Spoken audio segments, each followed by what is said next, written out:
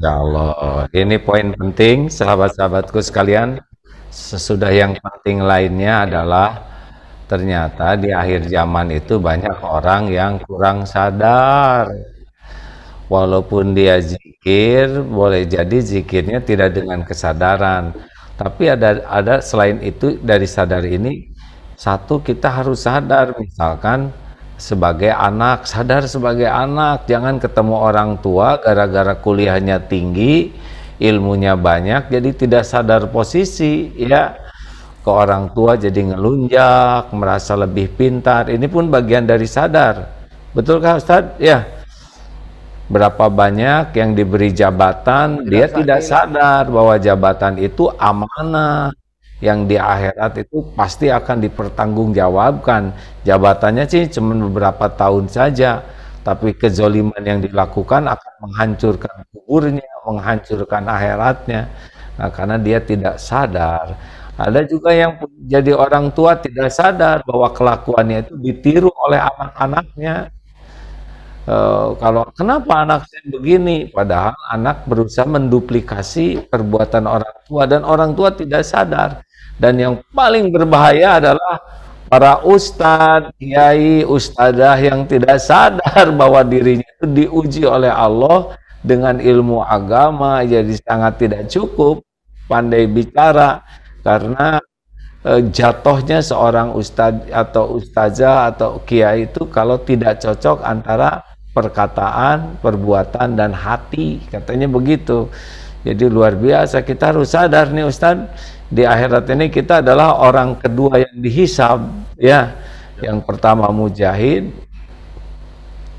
yang itu juga tidak semuanya selamat walaupun mati syahid. Yang kedua adalah orang yang belajar dan mengajarkan dan belajar Quran dan membacanya. Ternyata tidak semua yang tahu ilmu agama dan dakwah dan baca Quran bisa selamat.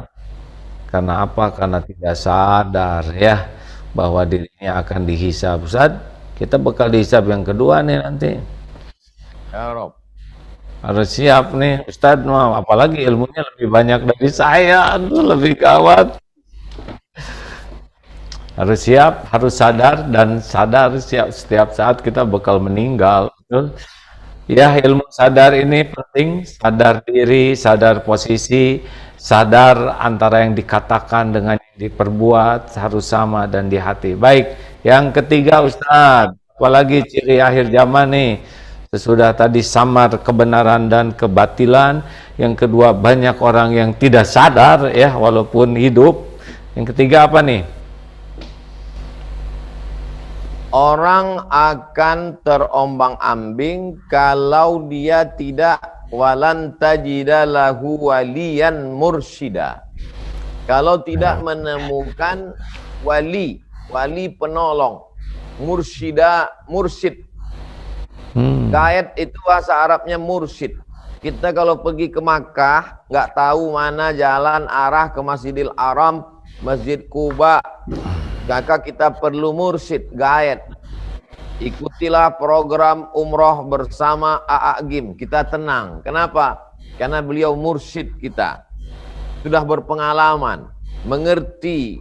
Maka di akhir zaman, orang kalau tidak punya penolong yang bisa mengerti, maka dia akan terombang-ambing. Jadi Nabi SAW sudah mengatakan itu, kamu mesti berpegang dengan aku. Kita cukup berpegang dengan Al-Quran dan Sunnah. Al-Quran tidak bisa menjelaskan dirinya sendiri. Maka datanglah ulama sebagai teknisi penjelas katalog. Katalog Al-Quran dan Sunnah dijelaskan. Hadis ada syarahnya. Quran ada tafsirnya. Tafsir Ibnu Katsir, tafsir Abu Ja'far Ibnu Jarir At-Tabari, tafsir Jalaluddin Abdurrahman As-Suyuti, Durrul Mansur fi Tafsir bil Ma'sur, tafsir Tahir bin Ashur. Maka ini adalah contoh bahwa kita mesti berguru. Maka alhamdulillah masyarakat di Bandung, di Jakarta, Indonesia secara umum masih punya guru-guru yang istiqomah membimbing kita. Man la syaikha lahu, siapa yang tidak berguru, fasyaitanu syaikhuhu, maka setanlah gurunya. setan berbaju orang soleh, lalu dianggap, dikhawatirkan akan menyesatkan kita dari jalan Allah Subhanahu wa taala. La yadurrukum man dhalla idza tadaitum. Kalau kamu tahu jalan, maka orang yang sesat tidak akan bisa menyesatkan kamu.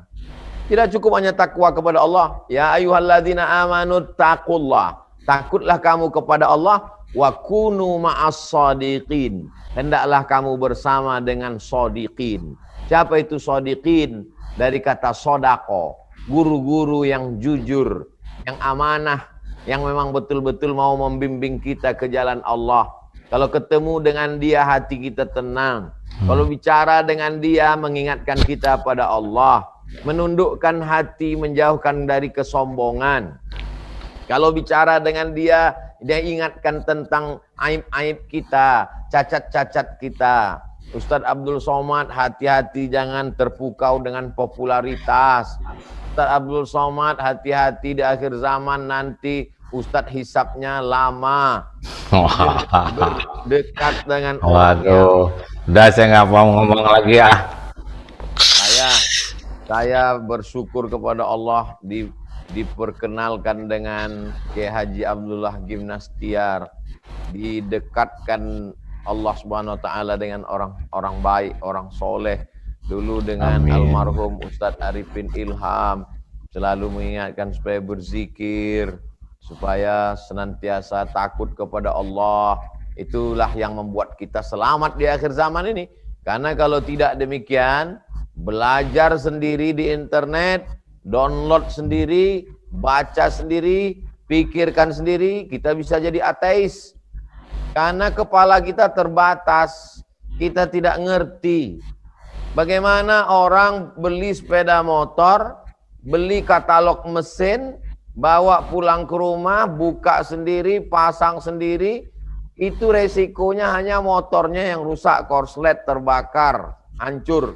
Hanya satu motor. Tapi kalau agama ini dipahami sendiri, korsletnya di kepala, itu kerusakannya dunia akhirat. Berapa banyak sekarang anak-anak muda mengaku, saya tonton itu pengakuan-pengakuan mereka di video YouTube. Saya sudah belajar agama ini, udah belajar agama ini, udah belajar agama ini. Akhirnya saya putuskan untuk tidak terikat pada satu agama pun. Gara-gara apa nih? Tidak berguru. Karena dia tidak percaya dengan manusia lagi. Kamu tidak percaya pada satu orang boleh, tapi mengeneralisir untuk tidak percaya pada semua orang adalah kejahatan akhir zaman. Kejahatan tidak hanya narkoba, ada masanya kejahatan dalam bentuk zina, ada kejahatan seksual, tapi ada kejahatan pemikiran yang luar biasa. Pemikiran menjadi liar. Kita mau nakal pemikiran dulu Pak Ustadz. Mampir sebentar ke liberalisme, jalan-jalan sebentar ke sekularisme. Dalam Islam tidak bisa demikian. Kita mesti dibimbing oleh orang yang dengan dia kita selamat. Kalau dulu sesoleh apa Abu Bakar Siddiq, tetap bersama dengan Nabi Muhammad SAW. Sesoleh apa Hawariyun, tetap bersama dengan Nabi Isa alaihissalam. Maka kalau kita dibimbing oleh guru, diperhatikan. Kalau dalam tarekat ada mursyid, bahkan dalam zikir mendekatkan diri kepada Allah pun melalui perantaraan mursyid. Mesti merasa dekat dengan mursyid. Maka sesungguhnya itu adalah salah satu metode, cara, jalan.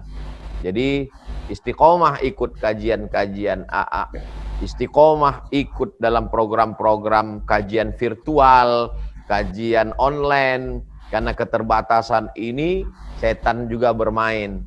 Ya, kamu nggak bisa datang ke pesantren, nggak bisa datang ke majelis, ya udah, disitulah masuk. La atiyannahum min baini aidihim, aku akan datang dari depan, wa min khalfihim dari belakang, wa an aimanihim dari kanan, wa an syama'ilihim dari kiri. La aq'udanna lahum siratakal mustaqim, jalanmu yang lurus itu akan aku bengkokkan. La ughwiyannahum, aku akan goda mereka.